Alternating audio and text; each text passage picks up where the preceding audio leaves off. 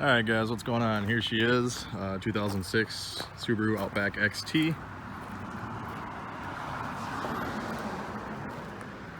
20% tint all the way around to match the factory rear tint. I tinted the reverse lights, which are LED. Has the Rally Armor mud flaps, 2-inch receiver hitch, nameless performance, full stainless exhaust with the dual 5-inch mufflers. That exhaust was about $1,500. It's got the Rota Gravel 18 by 8.5 in hyper black, which is more of a graphite. As you can see, it kind of matches the lower cladding on the car, with the Pirelli P0 Nero in a 235/50 18.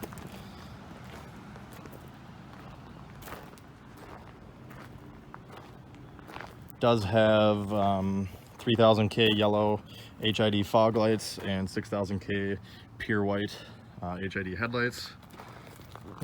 The intake is just a K&N drop-in filter. Got a Perrin top mount intercooler. Factory VF52 off of a 08 to 11 WRX.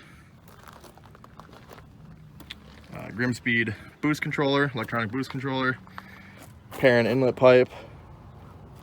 Has the NVIDIA catless down pipe and an NVIDIA catless up pipe.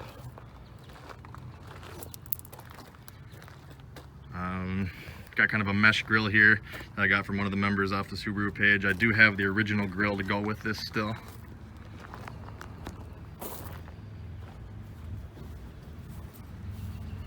It's in pretty decent shape for its age. It's definitely not perfect. There's a couple of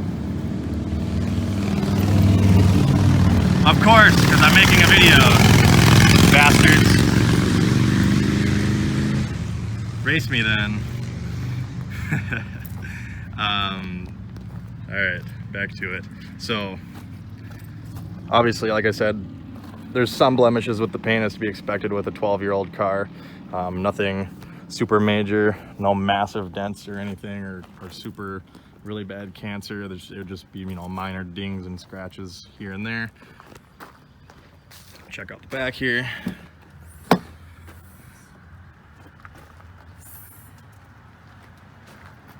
Got the cargo cover. Ignore these floor mats, they're for my pickup. Got the under storage. The little tonneau cover. Privacy cover. Tabs are good till April 19, so you're good there. Couple of extra parts here. There's the hood splitter that I took off just to make more room for the bigger intercooler. Factory rubber floor mats. I do have carpet ones somewhere for it as well that will go with it if I can find them. Black leather interior, in pretty good shape.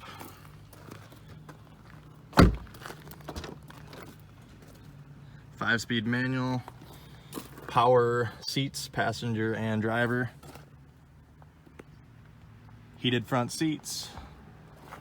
Does have the little wire here wired into the factory radio for your aux port. It's not the greatest sound quality in the world, but it beats nothing. All the lights work, all the power windows work. Basically everything on this car does work how it should. I'm gonna go over everything that there's issues with.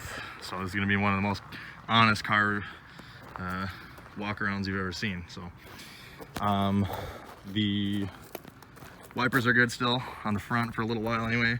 It does have the huge top sunroof there that goes open.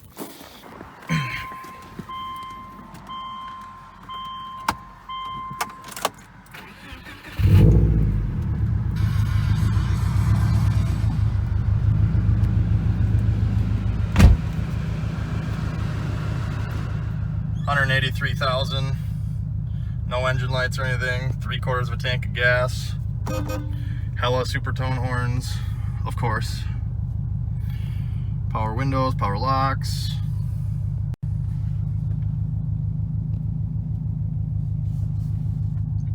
roof liner's in decent shape. I believe this light is LED. Yep. So are the fronts. Auto dimming mirror.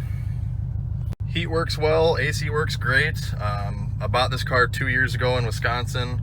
I've owned it since then, obviously. I have not driven it in the winter. Has all of the current Subaru recalls done on it, so it's all caught up there.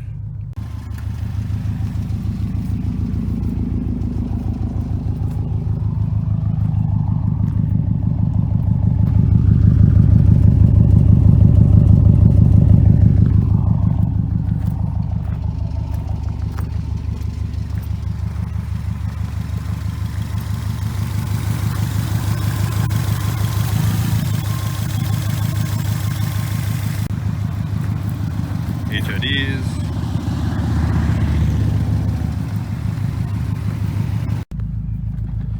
Alright, now we're going to take it just for a little rip here, just so I can show you how it kind of goes, how it sounds.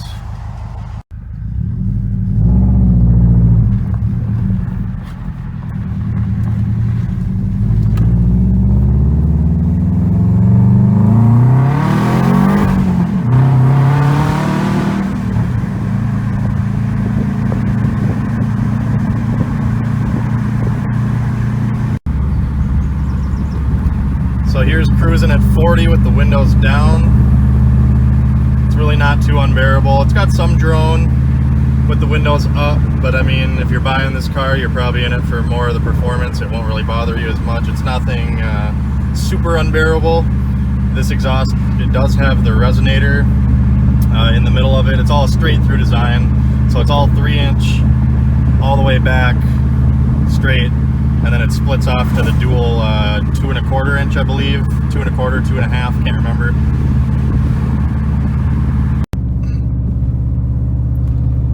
And now here we have the windows up at 40 cruising. You can hear it a little bit if you lug it, which I try not to do anyways, but just so I can give you a sound. Alright, now we have windows up. I'll do a little bit of a harder takeoff.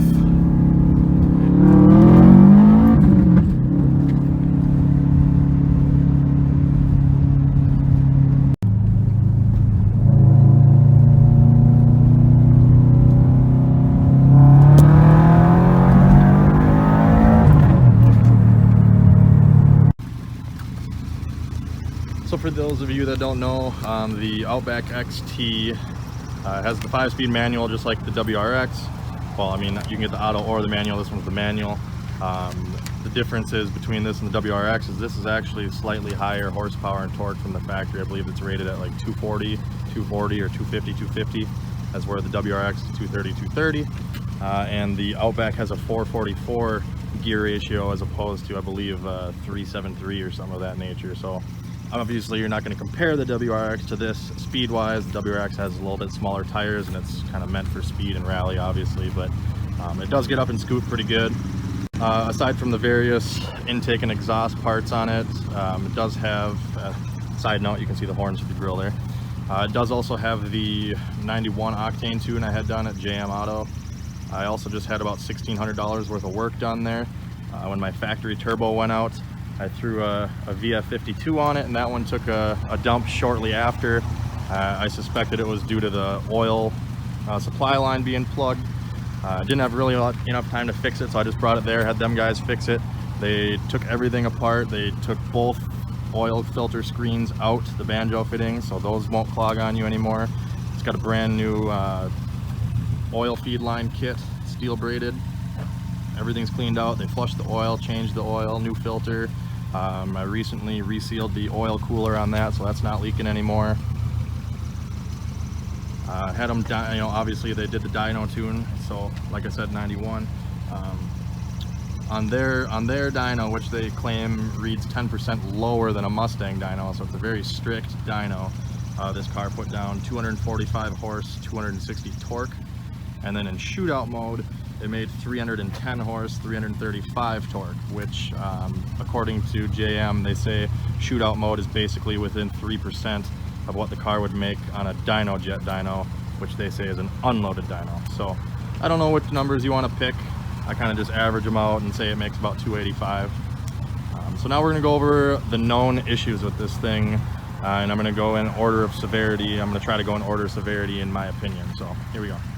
Starting with the least severe. This lights up at nighttime, so I'm guessing these are supposed to, but they don't.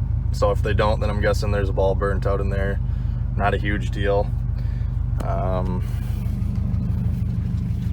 There is some like a little bit of like peeling kind of thing going on here on the handles.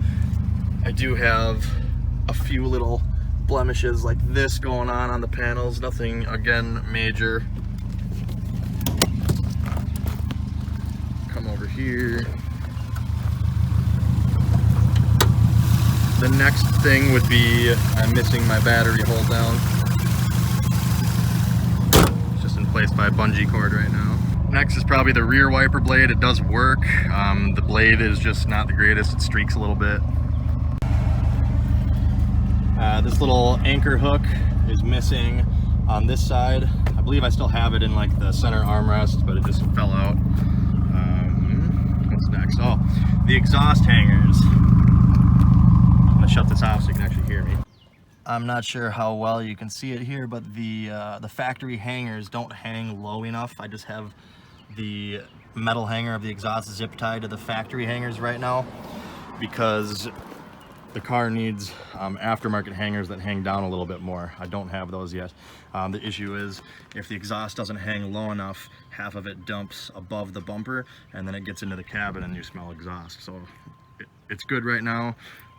Where it sits, there's no fumes in the cab or anything. It's just needs longer hangers. Obviously this isn't a permanent fix. Coming around here, the plastic collars, it was like this when I got it. The plastic collars are missing for this, so it's kind of loosey-goosey. It just sits in there. I'm not sure how hard it would be to fix that.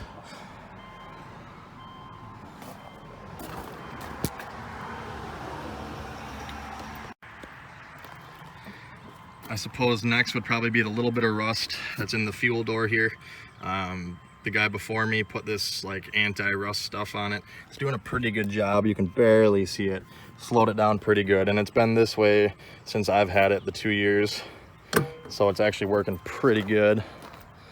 And then I think the only other probably worst rust spot is here on the inside of the driver's door, on the bottom there. Other than that, pretty good. I mean, there's a little bit going on under the rear driver's one. The insides look pretty good. Check out the passenger side.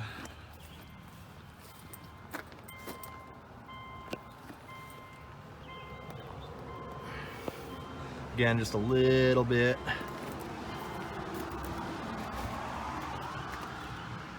Same back there, just a tiny bit over here. Corners. Other than that, the door frame's pretty legit.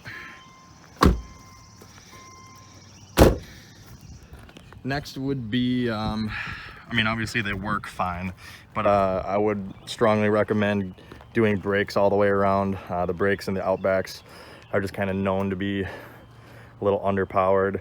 These are getting low on life. I mean, they're not metal on metal, but they're getting down there, so I'd recommend a good set of rotors and pads. And then finally, most expensively, of course, and obviously they work fine because I'm driving it the way it is now, but I would also recommend, if I was going to keep this car, I was going to get a set of BC coilovers. There's still the factory struts on this. They get a little bit of body roll. They definitely don't handle the greatest, but you know, you still can drive the car. It's just not gonna handle like a race car. Power heated mirrors. Little bit of paint chipping kind of going on the front here from bugs and rocks. Like I said, I do have a couple spare parts for it as well. I have the factory grill here, and then a couple of factory intercoolers. I think one of them might leak a little bit, but all this will go with the car as well as anything else that I find for it. One more thing to mention quick, just since I'm looking at the mileage here. The guy that I bought it from claims that he put a junkyard.